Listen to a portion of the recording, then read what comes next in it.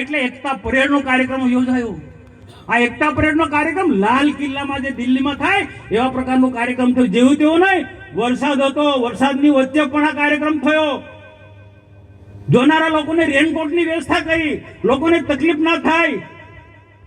અદ્યતન પ્રકારના ટોયલેટની સુવિધા કે નર્મદા કિનારો હતો, કોઈ ગંદકી ના થાય, બીજું કોઈ ટીકા ટિપ્પણી ના થાય, એટલે સ્વચ્છતાને ધ્યાનમાં રાખીને અદ્યતન પ્રકારના ટોયલેટ ની ત્યાં સુવિધા કરવામાં આવી છે. દૂર દૂરથી અલગ અલગ પ્રાંતમાંથી, રાજ્યમાંથી, કર્ણાટક, આંધ્રપ્રદેશ થી માંડી, ઓરિસ્સાથી માંડીને, છત્તીસગઢ થી માંડીને, રાજસ્થાન, મધ્યપ્રદેશ, મહારાષ્ટ્રથી અલગ અલગ અલગ આખા દેશના અલગ અલગ રાજ્યોમાંથી લોકો આવ્યા હતા. અલગ અલગ કૃત્યો લઈને આવ્યા હતા. મિલિટરીના જવાનો આવ્યા હતા, પોલીસના જવાનો આવ્યા. એની પરેડ તમે જુઓ, એકતા પરેડ આખા દેશે નોંધ લીધી છે. વિશ્વના લોકો એની નોંધ લીધી છે એકતા પરેડની. ના આપણે એની ટીકા ટિપ્પણી કરી. હવે આટલો મોટો કાર્યક્રમ થાય એટલે સ્વાભાવિક છે ખર્ચ થાય. થવાનો ખર્ચ. દેશના પ્રધાનમંત્રી નહીં, કોઈ પણ ભૂતકાળના આવા કાર્યક્રમો તમે જોજો ભાઈ. બિરસા મુંડા એ પછી એકતા પરેડના કાર્યક્રમ 15 જ દિવસની અંદર ડેડિયાપાડા બિરસા મુંડા ભગવાનનો જન્મદિવસ ઉજવવાનો નિર્ણય કર્યો. અમે કહ્યું હતું મોદી સાહેબને, સાહેબ બિરસા મુંડાનો જન્મદિવસ, તમે બીજા અલગ અલગ સ્ટેટની વાત થતી, તમે કહ્યો સાહેબ બિરસા મુંડાનો જન્મદિવસ ડેડિયાપાડામાં ઉજવો, દેવમોંગરાના સાનિધ્યમાં ઉજવો. જે દેવમોંગરા જે છે આદિવાસીની કુળદેવી છે. ગુજરાત, મહારાષ્ટ્ર, મધ્યપ્રદેશ, રાજસ્થાન, અલગ અલગ સ્ટેટના લોકો ત્યાં દર્શન માટે આવશે. આદ્યાશક્તિ જગદંબાનું સ્વરૂપ છે. દુનિયાને બતાવવું છે કે આદિવાસીઓ પણ આદ્યાશક્તિની ઉપાસના કરે છે. કુળદેવી એમની દેવમોંગરા છે, શક્તિની ઉપાસના કરે છે. અમારી વાત સાંભળીને અહીંયા 15 દિવસમાં નિર્ણય કર્યો કે ડેડિયાપાડામાં બિરસા મુંડા જન્મજયંતિનો કાર્યક્રમ ઉજવવો છે. બાકી આ કાર્યક્રમ આસામમાં બનતો હતો. નરેશભાઈને ખબર છે, મોતીભાઈને ખબર છે. મેં રોકાયો છે. મનસુખ વસાવે વિનંતી કરી મોદી સાહેબને કે સાહેબ ડેડિયાપાડામાં કોઈ ડરતી નથી, કોઈ ડરતી નથી. એક મેસેજ આપવો હતો. અને બીજી કોમ ઇતિહાસ બોલે છે, ઇતિહાસ બોલે છે. કોઈ પ્રૂફ આપે કે બિરસા મુંડાની ઓળખ કોણે આપી ભાઈ? 15-20 વર્ષ પહેલા બિરસા મુંડાને કોણ ઓળખતું હતું? 15-20 વર્ષ પહેલા બિરસા મુંડાને કોઈ ઓળખતું નતું. પણ બિરસા મુંડાની આખા દેશને ઓળખ આપી હોય, ફક્ત આદિવાસી સમાજ નહીં સમગ્ર સમાજને ઓળખ આપી હોય તો ભારતીય જનતા પાર્ટી નરેન્દ્રભાઈ મોદી સાહેબે ઓળખ આપી છે. હું ભારત સરકારનો મંત્રી હતો.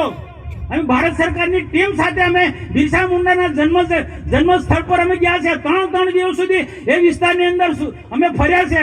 અને બિરસા મુંડાનું આખું જીવન ચરિત્ર કઈ રીતના છે એનો અભ્યાસ કર્યો છે.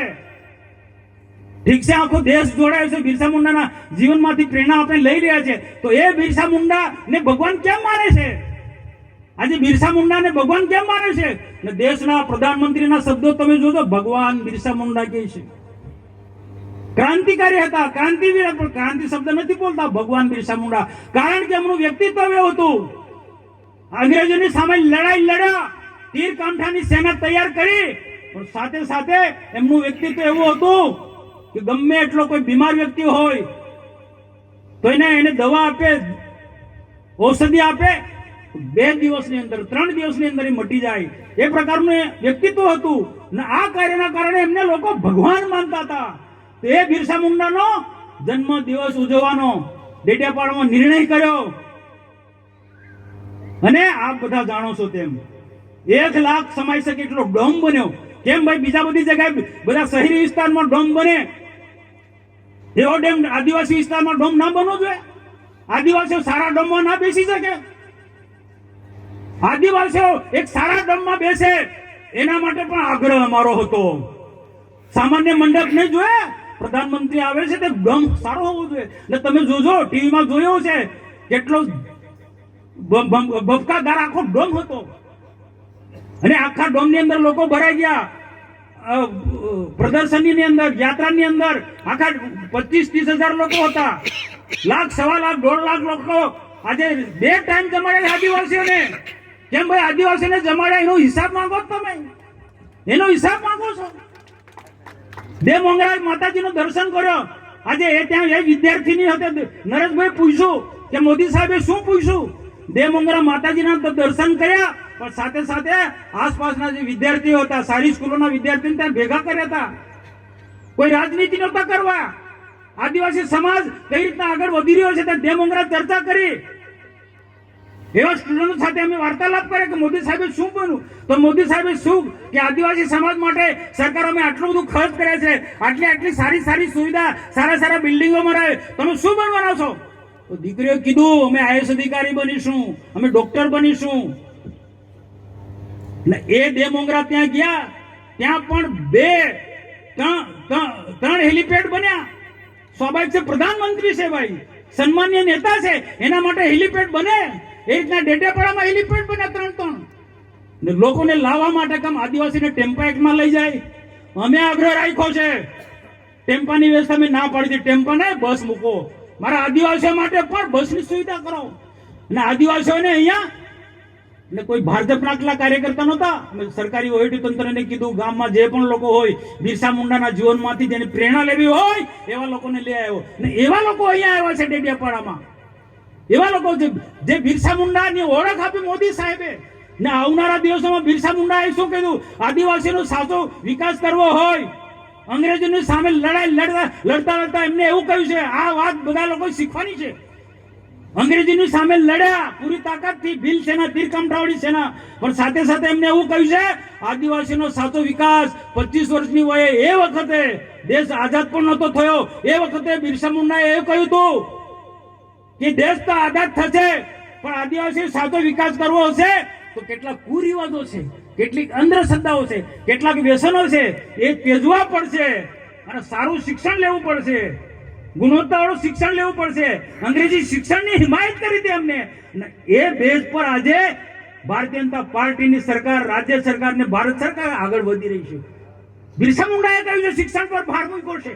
આદિવાસીનો ત્યારે જ વિકાસ થવાનો છે. કુરિવાજો છે, અંધશ્રદ્ધા છે, કેટલાક વ્યસનો, ખોટા વ્યસનો છે, એ છોડી અને શિક્ષણ તરફ ધ્યાન આપવું પડશે. આ બિરસા મુંડાએ વાત કરી છે. અને આ વાત કહેવા માટે ડેડિયાપાડાની ધરતી પર દેશના પ્રધાનમંત્રી આવ્યા હતા. હિસાબ માંગો કોઈ વાંધો નથી, પણ ખાસ વારે સોશિયલ મીડિયામાં, ટીવીમાં અને હિસાબ આપો, હિસાબ ભાઈ આખા પ્રધાનમંત્રી નહીં, આદિવાસી સમાજનો અપમાન છે. આ સમગ્ર આદિવાસી સમાજનું અપમાન છે, બરોબર નથી.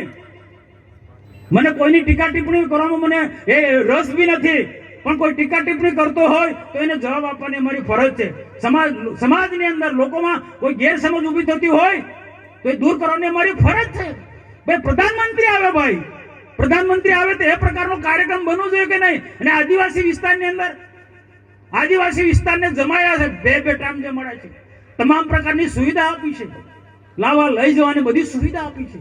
બહારની જે ટીમો આવી છે, બિરસા મુંડાના પરિવારના લોકો અહીંયા આવ્યા છે. અલગ અલગ રાજ્યોની સાંસ્કૃતિક આદિવાસી ટીમો એ ડેડિયાપાડામાં આવી છે ને નૃત્યો એમને કર્યા છે. આદિવાસી અલગ અલગ નૃત્યો અહીંયા બતાવ્યા છે એમને એમ કોઈ રાજનીતિ કરવા માટે કેવડિયાનો કાર્યક્રમ નથી બન્યો કે પછી ડેડિયાપાડાનો કાર્યક્રમ નથી બન્યો. બંને કાર્યક્રમમાં સરદાર વલ્લભભાઈ પટેલનો એકતા પરેડનો કાર્યક્રમ પણ રાષ્ટ્રીય પર્વ હતો ને બિરસા મુંડાનો પણ કોઈ રાજકીય પાર્ટીનો કાર્યક્રમ નહીં, રાષ્ટ્ર વિચારધારાનો ભરેલો કાર્યક્રમ હતો, જેમાંથી આવનારા દિવસોમાં 2047માં દેશ વિકસિત ભારત બનવાનો છે. તો બંને મહાપુરુષોમાંથી દેશવાસીઓ પ્રેરણા લે, સરદાર વલ્લભભાઈ પટેલ અને બિરસા મુંડાના જીવનમાંથી પ્રેરણા લે દેશવાસીઓ. એટલા માટે બંને મોટા કાર્યક્રમ કર્યા. તો આજના પ્રસંગે મારે ઉપસ્થિત સર્વેને મારી નમ્ર વિનંતી છે, પોલીસ જવાનો પણ ઉપસ્થિત છે, કાયદો અને વ્યવસ્થા જાણો, તમે ખૂબ મહેનત કરો, તમારા છોકરાને પણ ચિંતા કરજો ભાઈ. તમારા છોકરા પણ સારું ભણે, આવી સ્કૂલોમાં મોકલો, આઈએસ અધિકારી બને, આઈપીએસ અધિકારી બને, કલેક્ટર બને, ડીએસપી બને. કેમ ભાઈ આ ગરીબ